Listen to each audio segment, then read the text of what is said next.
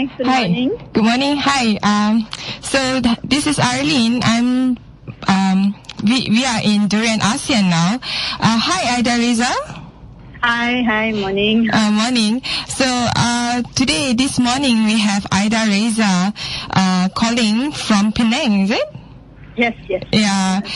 Before I start the Q&A with Aida, Redza, I would like to just give a brief introduction of who she is.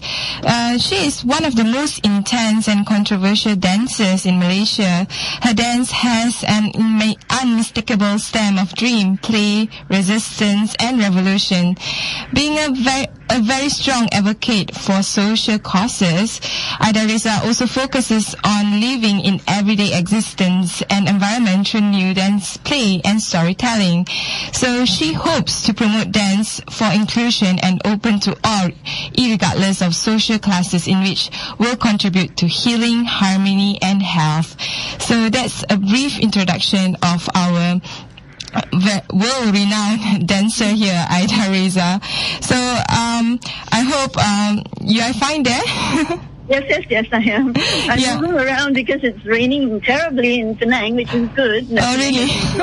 Dry for the past few months, and it's a good thing to have a morning rain. Yeah, the weather. Yeah, the weather is quite gloomy, even here back in KL. Yeah. So, Aida, so being a dance performer for more than 15 years, if I'm not mistaken, tell us more detail about your background and interests and why you involved in performing arts in the first place. You see, I usually, let me start to introduce myself first. I always go around, if I were to speak, I would say I'm first a mother before I'm an artist. But of course, in my early years, I've been intensively pursuing to be a performer. But as you age and you grow older and observe the world and coming back home, and also accepting your role, of course, moving on with life, you also want to be the one that gives life and sustain life to your next of kin or your children. So choosing to come back home and being a mother, the role of the performer and the choreographer has to be, you have to juggle to be able to do both things. And it's not like you put it on a shelf, but it is there, and you can't do it all. You accept that, and I think that's where my status is at the moment. And to speak, I always have to refer, I am the artist. I would like to talk to people about how working as an artist is, but also to remind people that a mother's role is actually a creative role in life, because they also pass on their art and their creativity to their young ones. Oh, so how many kids do you have, by the way, talking about being a mother? I have two. It sounds like I have a lot. Yeah, it does. I have only two young ones, and that's still a lot to juggle compared to our mothers in the old days, with 14 or 15. Oh, yeah. I can't imagine their lives back then. Anyway, my background, I've always been, as I mentioned, pursuing dance and performance, and I started, of course, as this in my days in the early 80s, of course, it's not the generation of the Marion de Cruz and James, and they had, I think they had a very strong structure. For us, I think it was in a between time where even education was changing, and the arts or dance was really not considered in school. So it was my mom who brought me into the small town ballet studio and, joining traditional groups, small groups in school. That brought my interest. Of course, mom was saying that, you're going to be a lawyer, because that's what the usual career path for everyone, right? It's not to be, but then I, in the small town Penang, I managed to find or be guided to find, my connection with the university, and did my certificate in creative arts there, and met, the right people. And then I wanted to say, instead of going through academy, I knew that physically when you're young, your body is ready to express, and you want to say things, but you want to know how to use your body to say things. And so to immediately go into academics was not my choice at that moment. So I went off to join a company in Singapore that took me to learn, other forms. And then from then, after 2 years of, being the performer, I went to do my degree, came back to Malaysia, established myself with ASK and, working with the main groups in Kuala Lumpur. And then, got connected to Theatre Works in Singapore.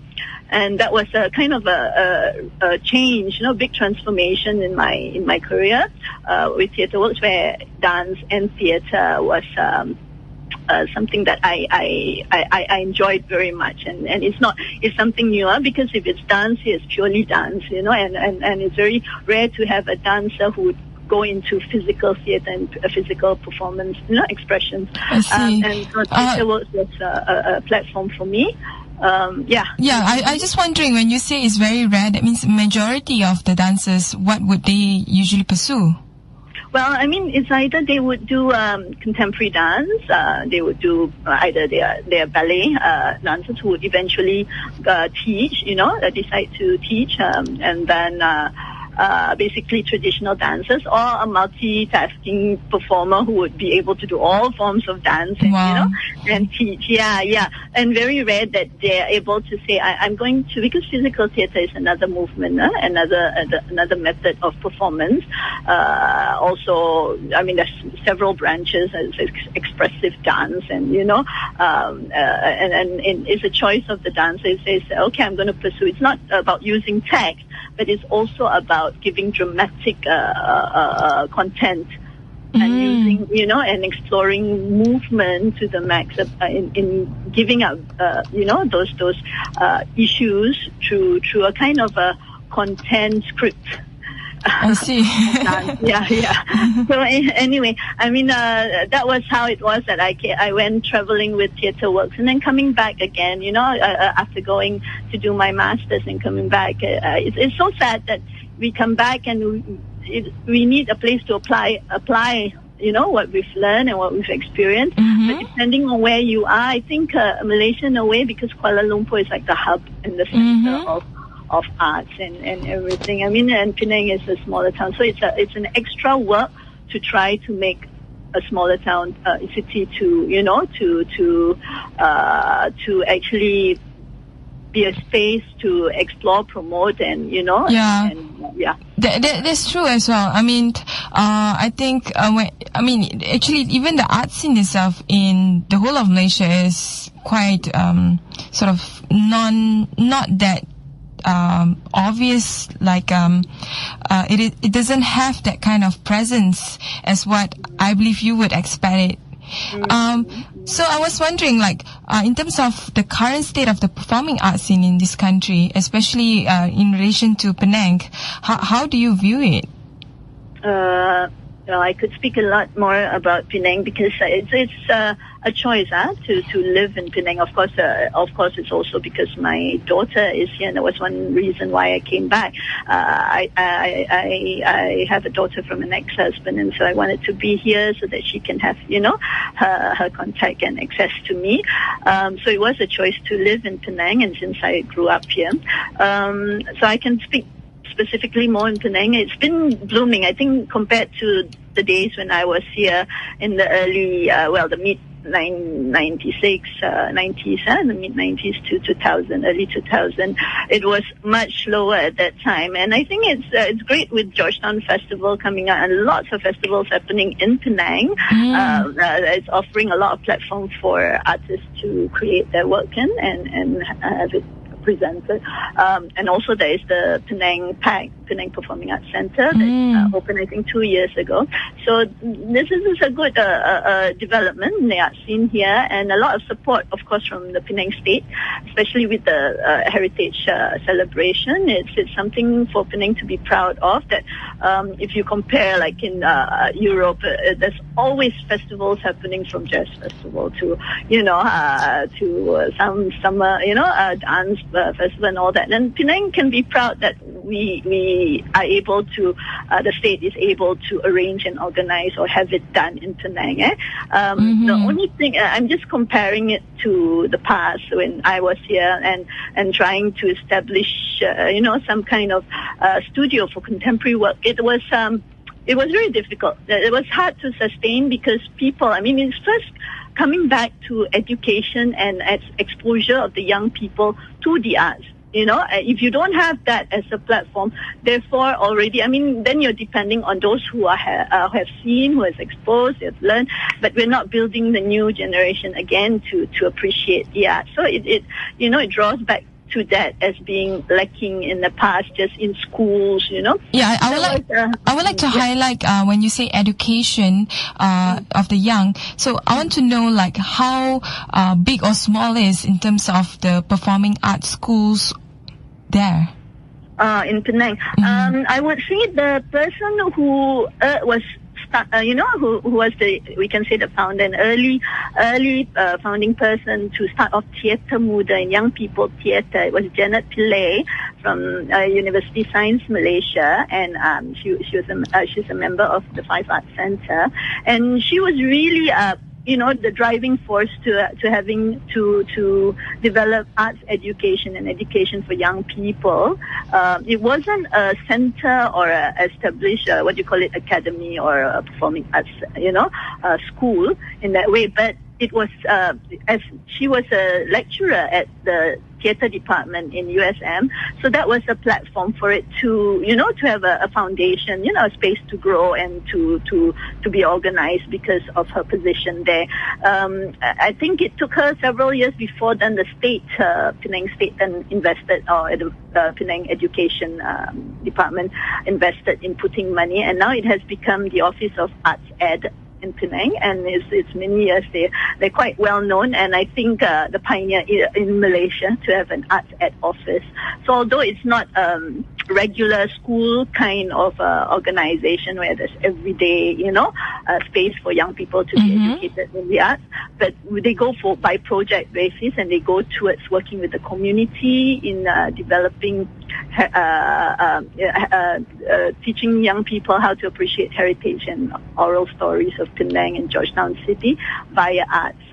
So they've been busy. I think if people want to know, they can look up at the online, and ArtsEd is well informed. Yeah, I'm sure there will be a lot of people that would be interested, either to send their kids or to learn themselves on different kind of dances and all that. Yeah. And the thing is, when we talk about heritage, we always go back into bringing people of different races, of different cultural backgrounds, different levels of education backgrounds, that they bring them together and they find a new language of presenting it that is very clearly a Malaysian identity, or you can also say Penang identity, which is also, I would like to raise, is lacking, in Penang, because I think we spoke about it, how different groups and community are segregated, and they're doing their own work, which is wonderful. It's good. So the Chinese dance community and the theatre community, they're very strong, and and the Malay groups have their followers and their works, and it's in that sense. I think Arts Ed and Theatre Muda, not Theatre Muda, but Arts Ed, and how we started before the Theatre Muda, we wanted, it was very much objective to bring them together and to find a new language that could represent Malaysians as a new culture. Yeah. I see. Yes. Yeah. So, moving on to you as a social choreographer, is what you you told me earlier. I would like to know, besides promoting diversity, how else do you use arts as an outreach for your social causes? Well, I would say at the moment, because it also goes with how I've developed as an artist.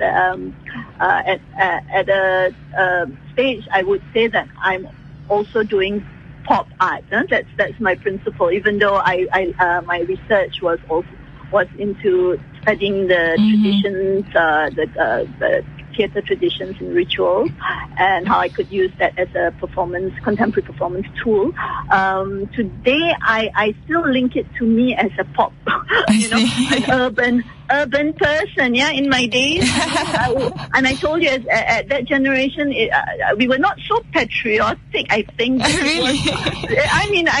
In my age group, it was more about. Suddenly there is this linking with America and with UK in terms of music and dance and arts, and I think that it still comes out in me, even though I'm 45. It still comes out. I can relate to how important pop art is to me in creating works, and also linking with youth. I always want to be able to reach out to them, because as we all know, youth is our next generation, and the change of the world will be by our youth. And so to involve and include them, especially in issues like rights and just mothers' rights, and because I'm promoting, protecting, and supporting breastfeeding. How do we engage young people? So the pop art element in my artistic work helps, and so to be in a social activist today, we have to, especially in dance or performance, is to see what language they use, and of course flash mobs is so that is well known these days. There is the trend right now among the younger generation. Yes, and so I'm just saying, okay, I would like to come in just to understand more about the system and how to reach out further to public. But you can always try to link, even if it's not an immediate artistic process, but you can still use the language and input, or include your research or your explorations of creative experiments into the flash mob, and you can put it in. Well, that's how I look at it. And also, just to know how I could use that group of people, how then I can, because it's also about contact. If you don't make contact, and you're always just staying within your own theatre group and your own performing arts group, which are always elite and speaking among themselves and among the ones who have been converted into experimental art, etc., which is too I don't know, too academic for young people. At times you think, those who really have something to say. And so I really wanted to go down to the grassroots and actually see. And it could be that, and it could be a tradition, because we work with Sungai Pinang community in Penang with arts, and their language is Boria. Bollywood, or because they learned that from the Office of Culture in Penang, the young people. Maybe for the benefit of the listener, because most of our listeners are from Southeast Asia, what is Boria? Can you explain it? Boria is this form of musical. Well, it's not a theatre musical, but it's like a choir, kind of a group ensemble singing together, and they have steps and they have songs and it's how do you see pantun, like poetry? Poetry, the four-liner poetry. Yeah, and they dance and they sing it together. I don't know if there's an equivalent in Southeast Asia. I'm sure our music musicologists would be able to tell more about that. But so Boria is like a very communal singing and reaching out, singing about, things that are very current today, and sometimes it will come out with messages, but done in a very pop way, and then they're all in a line in 2 rows, and something like a Dike Barat in Kelantan, but except they're standing. Except that you need to stand, cannot sit. Yeah, and the children love it. And then of course there is the MTV and the TV influence for young people in the lower income communities, but they use that when they're performing.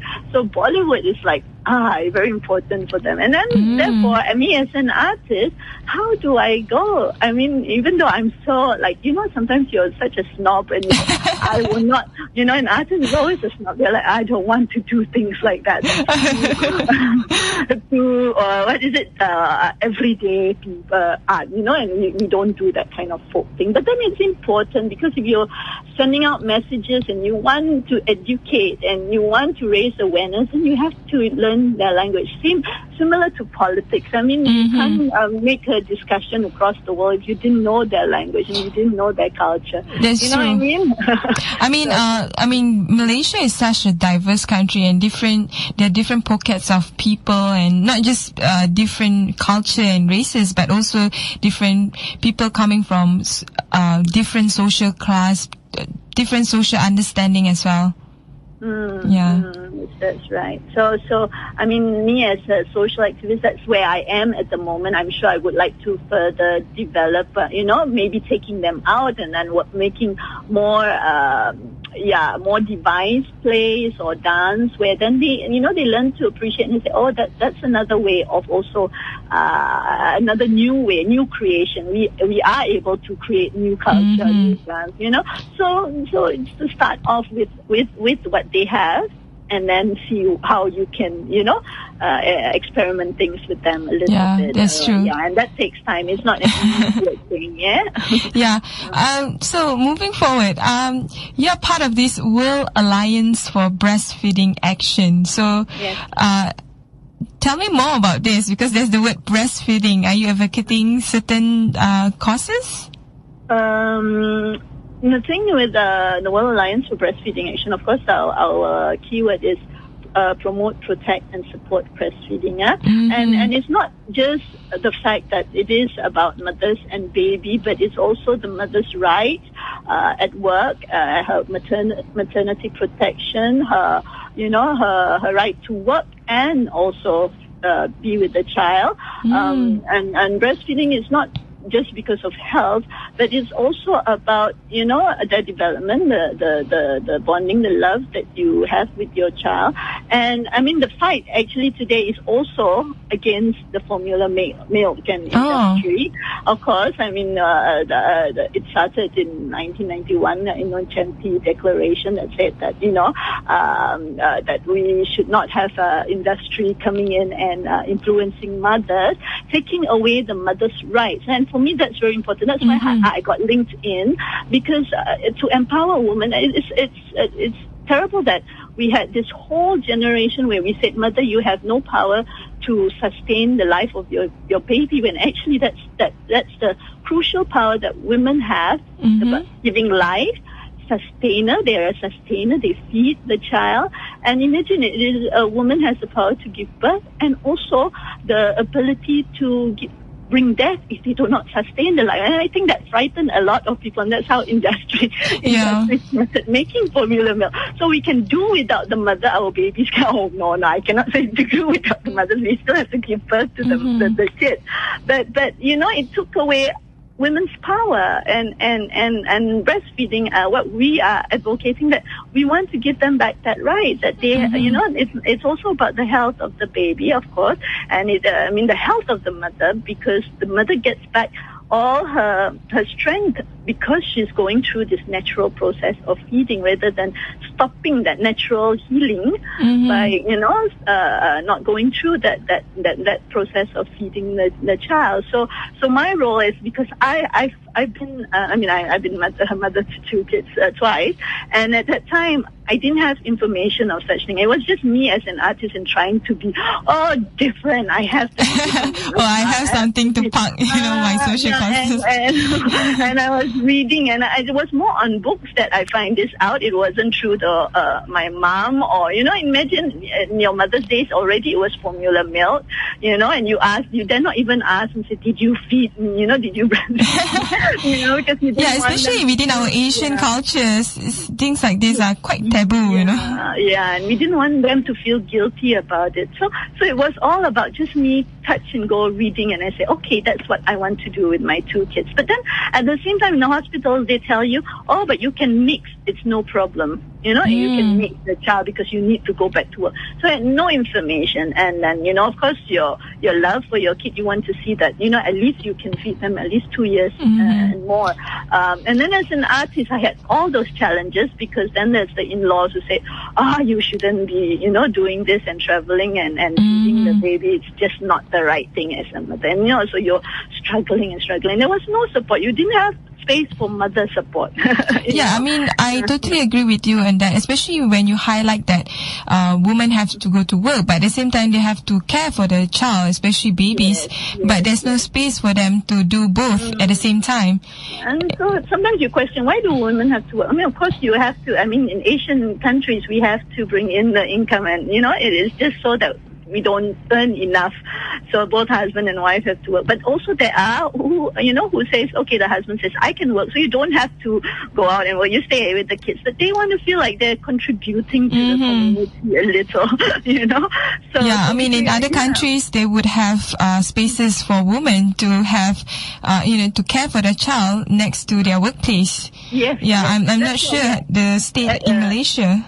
Yeah, that's what we're advocating also, WABA. I mean, of course, because WABA is a global organization, so we have to make sure that, our messages are being sent out and it's an online, information out to reach the world. But here in Malaysia, in Penang especially, I think the Mother Support Group has make a agreement or relationship with the Penang state to make Penang a baby-friendly state.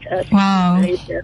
So in a way, to say that, everywhere we should see that breastfeeding is a cultural norm, that there should be spaces, and of course they call it crash spaces. So now the government officers would have the crash spaces. That means some mothers are able to bring their babies into, they will provide the facility. Then there's also breastfeeding rooms, that the state government is really going out and making that happen.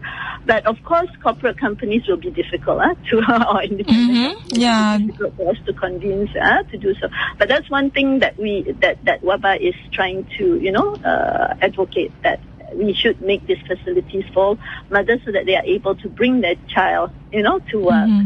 I totally agree with you. But this is a very good initiative, something that, would increase the woman's right, to work as well as to care for her child. Correct. Moving forward, going back to arts, which is your original passion. So, what are the challenges that you face, doing this for more than 15 years? Especially, if I'm not mistaken, my earlier conversation with you want to bring arts, above from being just a luxury item for the bourgeois class to something that the masses can relate to. So what have you been doing, in terms of bringing down the arts to the masses? Yeah. So I mean, it's easier to do it here in Penang than it is in KL, because KL is a bigger city, and to organize something like taking a performance out to the masses is a complex, process. But that it has been done. Of course, Five Arts has done that years ago. But doing it in Penang is much easier. And the first project, the other ones that I've done, because there's lack of funding. There's one big challenge, lack of funding. To bring out to masses, you don't sell tickets. You do not sell tickets. So how do you fund? The whole activity. So the thing is, Omba Art Studio, that's where I am an artist collective. We have done several, road shows and just bringing our musicals out to the public. But with Omba was able to apply at that time, there was a time when CIMB was funding the arts, and, so when there's opportunities like that, we immediately send our proposals, and, different corporate companies would help. But I think so far it has been CIMB and Penang State that usually funds our thing. But for me, because all those process requires a longer, you have to prepare much longer. And as a mother, I told you, my projects are very ad hoc. I feel like doing it now, I'll go out and do it. So that's my raw and impromptu reaction to things. Or there is an issue that I really need to say, let's do it now. So it's a very, it's hard to actually get funding for that, and also I have this need to say that we can do it without, art can be for the people, and it has been people centered, that it starts off, it just pops up because of the love and the passion, but it really is not sustainable for us. If I can honestly admit that if I retire, or I do not have an EPF, I do not have money to fund my retirement. If I didn't have a family, I didn't have my husband. So that's a big challenge, a huge challenge, for us. And so when the first thing we did was, of course, just doing street thing, and that happened during Georgetown Festival. It's not that I was against it. I'm happy that Georgetown Festival happened. I think 3 years now, 3 or 4 years now. But the first year, it was very sad that we heard about this Georgetown Festival, where artists in Penang, but we were not invited. Oh, maybe it's the first year. Yeah, it was the first year. We were not involved, and I'm not putting down the committee or anything. I guess it's just like that. They just wanted to do it, and they prepared and went ahead. But then I was saying, and all the tickets are very expensive. It was companies from overseas, and again, based on Omak and our way of working, we said, what about the locals? This is and at that time, Georgetown Festival was to celebrate the 7th July Heritage Celebration. So it's a celebration for the city, for the people, but yet the regular people cannot afford to go and see all this. Yeah, or not, it will be seen as a tourist thingy, right? It's just for the international So I think that was my early response, and we just went out and said one day we're going to perform for the street. And we actually started from Armenian Street all the way to Komta. We did a whole street parade or something like that, but with dances at specific spaces. It was impromptu, of course, because otherwise we would have to get a police permit, etc., for this thing. But we did it as a fringe, and we said it was just a reaction response to Georgetown Festival. That the local artists wanted to do something for the people. But I did not go media with it. I didn't spread out the news because I didn't want all the people at Georgetown Festivals are my friends too. So it wasn't something where I wanted to speak against strongly about. But the other street thing that I did was not street but outdoor site specific work is to do this river art project. And this is a project that came to my collaboration with Lisa Fu, who's a sculptural designer in Kuala Lumpur. And we wanted to say something about the water, and water is very important around Penang. Although she's from Kuala Lumpur, but especially in Selangor right now, when you talk about water. Yeah, and the rationing and all that. And now, of course, Penang is the dirty rivers. We're very sad about the state of it. And of course, we're doing something. Everyone is doing, but I think people like the awareness, because if you just go to Sungai Pinang and you walk, the trash is coming down. It's awful. It's the people that live along the river that they find that it is a longkang, a drain, and they just throw. And what happens is that these rivers are some of it leading to the sea. Oh, so, and being Penang a beautiful island for tourists, I think that's really a bad state. It is. Yeah, we don't. I'm sure there is systems that they're cleaning it up, but it's people are still not aware. We are cleaning, but it's not enough because the trash is still coming, and the chemicals that they're throwing. So then it was a project where me, Lisa, and Omak took, and we received a award from the Krishnajit Award, the Astro Krishnajit Award, and we made a project here in Penang 2 times. One is at Sungai Pinang, the other one is Prang in Canal, and that was in July of 2012, I think 2011, and what do you call it? It was called River Art, River Meets Light. It was a project to make creative things, of course, with because Lisa works with plastic and mineral water bottles, so she made light sculptures and all that, just to brighten up our canals in a creative way, but also at the same time to raise awareness that nothing is being done and it's still dirty. And I think we could not sell tickets, of course, so it was full. Then it brought us to think about, okay, we're doing arts for the community. We must know how to arrange, how to organize so that every person in the crowd is able to watch the performance so that they're not standing. I think we don't have a kind of culture on street arts.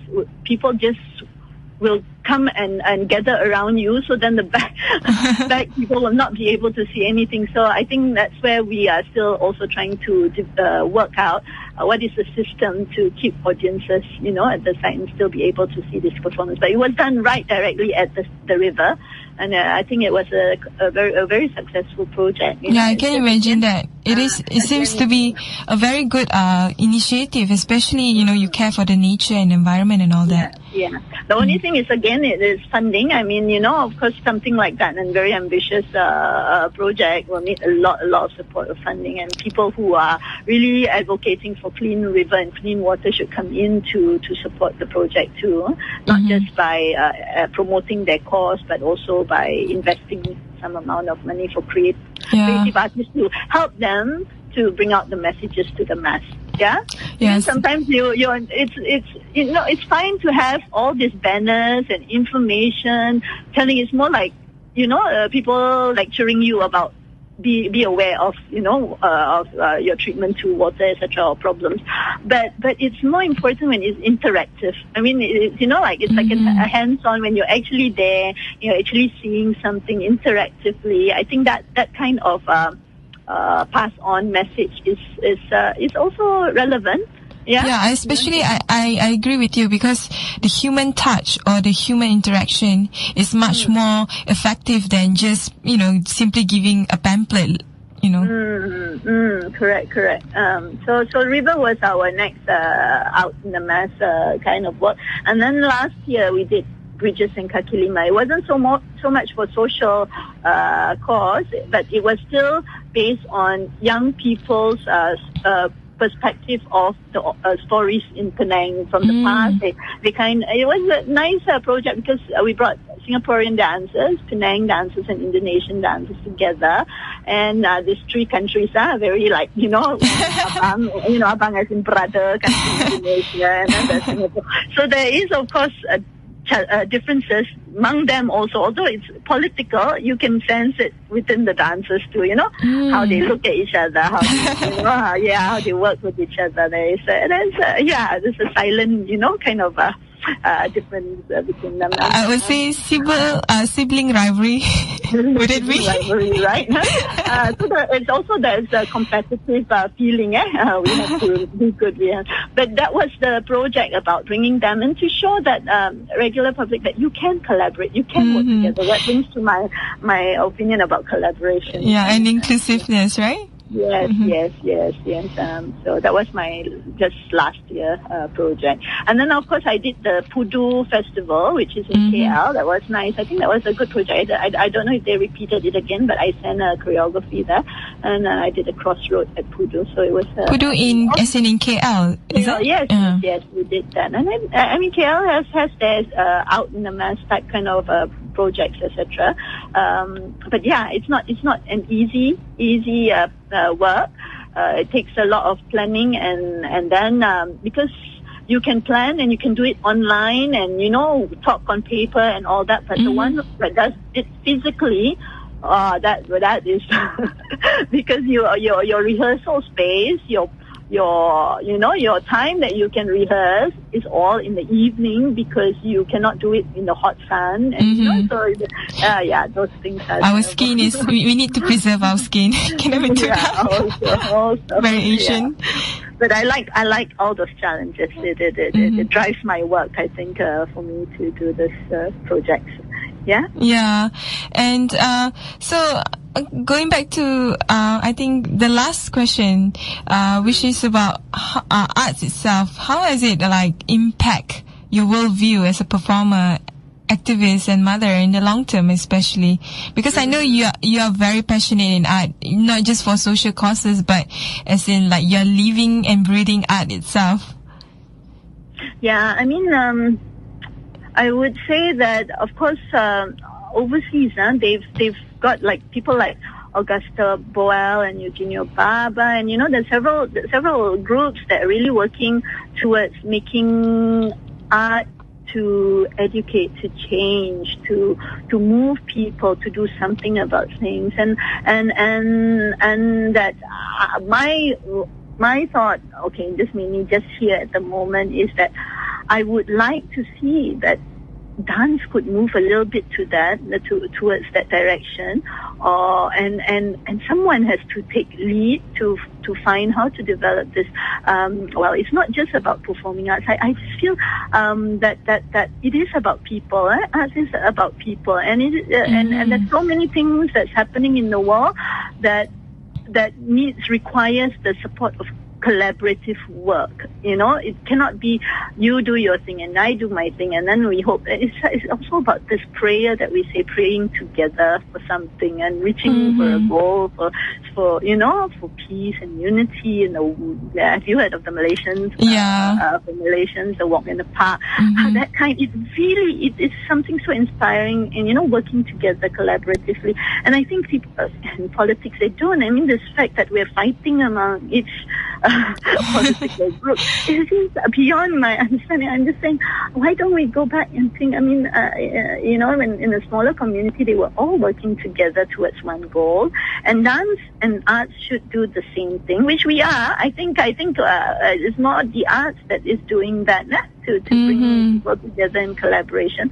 But even just say Bridges in Kaki Lima, that just to have a whole production where you have Indonesian choreographer and a Singaporean artist working together, and just saying, because this whole thing about marketing also, there's always this top-down. Is that correct? Is that what I think the whole politics itself is very top-down. The way we are being told what to do, how to live our life. Correct. And so I'm just saying that, collaboration is so complex. It's so hard to achieve, but it should be done in schools, in community work, in arts, in dance especially, because dance is a ballet. Ballet will say, we're ballerinas. We don't work with flash mobs, type of people. I mean, it's, like I said, it's a snobbish way of looking at things. But if we just say, let's link up, let's do things. Your community meets my community, but someone has to start those platforms, and I think then things might change a lot more, like NGOs. So Alliance Breastfeeding of Action will do on their own, but then the women centers will do on their own, but they are all working for women. But when we ask, why don't you work together, then the women rights will say, oh, but we don't want women to go back to their traditional role or breastfeeding, Oh. Do you understand? I mean, and then we're saying, but it's not just about that, but so that even NGOs are doing that without consciously knowing that, we are fighting for what we want. Like in WABA, World Alliance for Breastfeeding Action, we have partners, we have core partners, but there are also differences. And then of course the places that are funding us are asking, how come a center cannot actually bring them together? So we have to make that change, and how, if we can't do it verbally, because a lot of these things are talked, it's in the level of just talking and saying, yes, we'll do this, but it's not interactive. Again, coming down to the floor and physically move it. You know what I mean? That's true. That's true. I think it's just dance, but I mean, we always complain about how the system is very much top down, but we ourselves are not doing something to make it bottom up. Correct, and I think your work is one of the many, very rare. Not really many, but very rare. Hopefully, it would, become more and more in terms of doing something that is on the ground, very organic, very raw, that hopefully can inspire the masses, to be much more, empowered. Yeah, and my other thing is that it also has to be inclusive. Inclusion is very important. I know it's not, because our whole system does not, from the past, it's always been just those who are, the similar, people who are the same, work together, The inclusion is very important. Also, that includes the learning, different learning abilities, etc. And I think there's two things put together. I think there will be a great impact, and it's not just about talking and saying, yes, we do, but it is also about physical, like I said, on the floor, doing it together physically. And it's not about just arts and dance, physically mobilizing, engaging people. I think that's interactive, and that's the way to go. So, we are almost at the end of the segment here. So, I was just wondering, like, as a performer yourself, what is your next plan? As in, like, or what are you doing right now that maybe you would like people to join in together with you? Well, I mean, I'm of course organizing little projects just to educate young people and to engage them into, like I said, to look into issues or just to celebrate dance. So I do internal, very simple thing to initiate working together, collaborations is to hold Dance Day every year. Dance Day is where you see us uniting, and if dance can unite, why can't other? When is the Dance Day, by the way? Penang Dance Day is in conjunction with World Dance Day, and that happens every year, 29th of April, if I'm not mistaken, 29. But here in Penang, we're having it on May 4th at Straight Ski. But I'm also working towards organizing April 27th for us, the artists or the performers, going out and reaching to young people that are, in the low-income communities or homes. And I want that kind of support in that sense, that we want to bus them, because it's always so difficult. They will always say, we have no transport, the children are studying, there's homework. There's always excuses, right? Yeah. So I would now, in the process of wanting to approach the state and say, we don't, we don't expect them to come. We go to them, or actually bus them to our place. So those kind of things need some kind of funding, financial support, for us to do so. So that's my project for April. And then of course in May, June, July, there would be a lot of preparations of other projects, so I'll be continuing to work only at the time I'm able to. So Aida, Redza, all the best with all your work, and hopefully you can inspire and empower many more, not just people from Penang, but also from KL and even outside Malaysia. Any last words, by the way? Any last words? I would say that I would like to inspire the young artists today to do something beyond the box. To go out of the box and find alternative ways. Of course, it's nice to always, preserve traditions and preserve the art, but preserving without including others and not giving it back to others, bringing it back to the society, will just put it still at the same level as it was in the year 2000, in the year 90s, in the year 80s. What is the development? What's the challenge now? Moving towards the Millennium Development Goals, And I think we have to, because it's 2015 plus, and there was expectations before on this MDGs, but I've heard that it didn't reach out to those expectations, reach up. So again, artists as activists, as driving force of sending out messages, whether it's commercial, pop, or experimental, etc. We need to look at those MDGs. This is just me as an activist, to relate to the MDGs, not globally, but also within your own country. So, Aida, thank you very much, and thank you for being with us. Before I stop, sorry, I just want everyone to support Malaysians for Malaysia, because we are behind that also, and that we should unite against anything that stops us from our rights to live, to be free, and to be safe. Let's support Malaysian for Malaysia. Totally agree. So anyway, thank you very much for being with us, and thank you for the listeners for listening to Durian ASEAN. I have to sign off now. Bye. Thank you so much. Thank you. Bye-bye.